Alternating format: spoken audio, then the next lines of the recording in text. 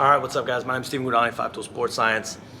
So Instagram deleted all of my message requests. So if you guys sent in a video to get a breakdown done, I might have lost it. These are just some of the ones that I saved. I completely don't know who this is, but I'm gonna do a breakdown for them. So I hope you end up seeing it. But yeah, if you guys want a video breakdown, go ahead and send it in to me. And if you sent one in, go ahead and resend it because I might have lost it. With Instagram just deleting all my messages. I don't know why I did that. Sucks, is what it is. All right, let's get started with this anonymous guy's breakdown here. So going into leg lift, you know, balance point E, kind of inside drive leg, really getting rotational with that upper half, like getting that leg way behind you. We'll see how it goes with this, but typically when you try to close yourself off that much, you're just going to spin out and be really rotational as well. You're going to kind of struggle with the linear components of it. But let's go forward and see what happens.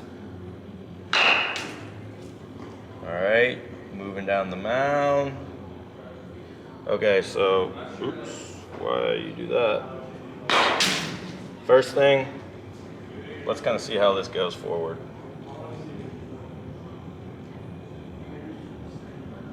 All right, real borderline. Kind of looks like he's starting to collapse into a valgus position on this back leg. Very borderline, okay? Already starting to open up this front side. Let's go forward, okay. He's pretty much already hitting foot strike here. All right, so pretty good job horizontally abducting, loading that arm back, and keeping his shoulders closed into front foot strike, but nothing from this backside. All right, so really just kind of just rolls, lays down into foot strike. There's no really burst or acceleration of energy, no acceleration down the mound off of that back leg. Pelvis doesn't get through, you know, heel is barely kicked up. The ankle's not kicked through, just no burst, no acceleration off of that backside, but really good job of keeping himself closed into front foot strike. All right, so even with this poor back leg, you can still make up for it a lot with a, you know, aggressive front leg extension. Let's kind of see what he does. All right, starts to go through. Phenomenal job with the arm path. Some of the things, let's go back a frame. I'm kind of pointing this out because he does a pretty dang good job here. All right, so as the arm goes through shoulder rotation, he starts to lay back. Maybe a little bit of drag, but that's probably just associated with he's not getting anything out of that back hip. So he's got to be really clean through the arm path. But what he does really well, right? Let me get one more frame up. Come on, help me out. Right, oh, come on. Bear with me. It's skipping between the two that I want. You gotta be kidding me. There it is, okay.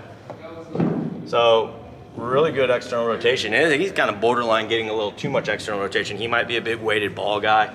Typically you see this with guys who throw a lot of weighted balls is they get beyond 180 degrees of external rotation. So you typically want to see anywhere from like 170 to 180 degrees.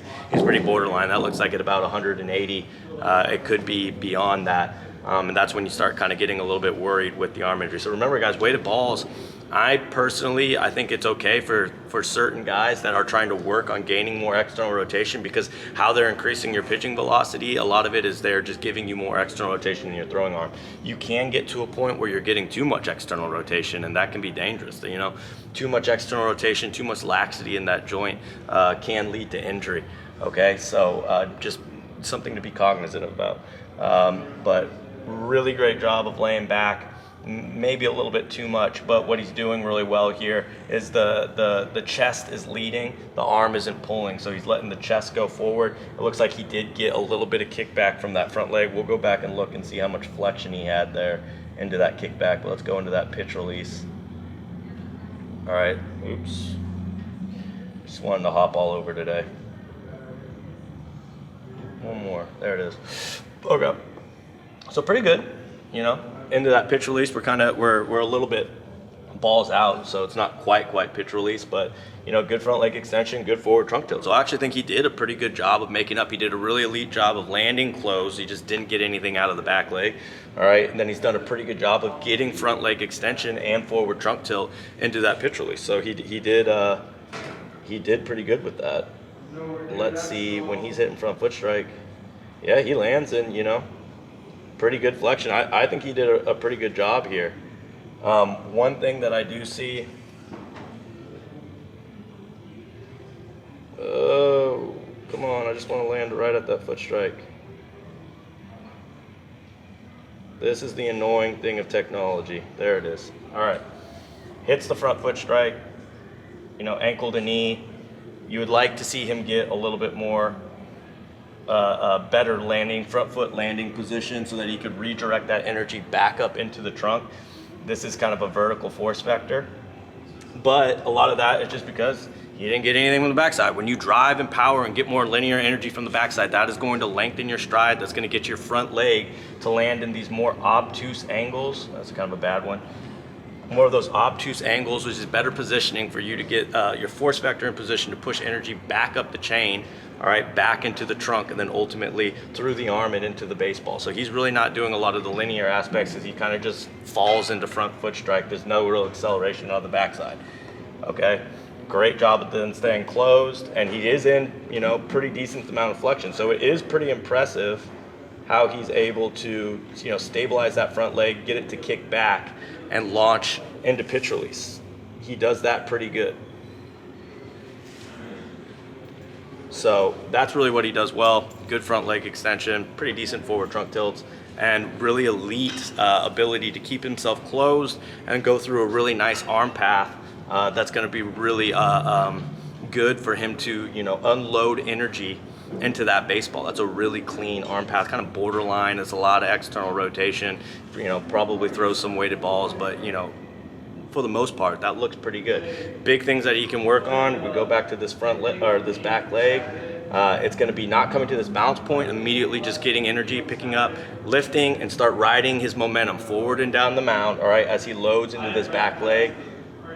He's really just kind of letting this knee collapse. Hey, we don't like that. Uh-oh, what's going on? I don't want to share it to Instagram. All right, he's really just kind of letting this leg collapse into a valgus position. All right, then as he goes forward into front foot strike. All right, there's front foot strike. The pelvis completely closed.